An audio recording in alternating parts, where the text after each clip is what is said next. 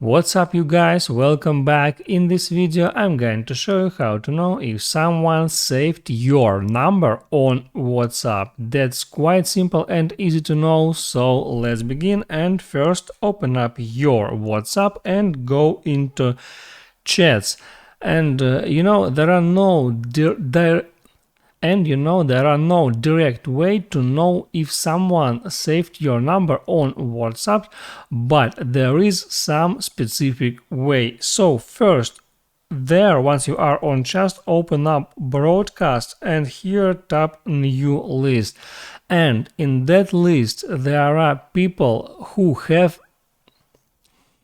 and in that list there are only people that have and in that list there are only people that have your number right and in that list there are only people that have your number in their contact book.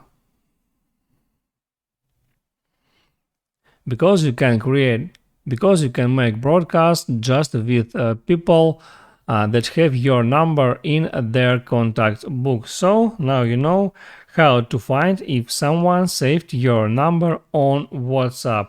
I hope this video helped you out, guys, so let me know in the comments below if it's really worked for you, and see you next time.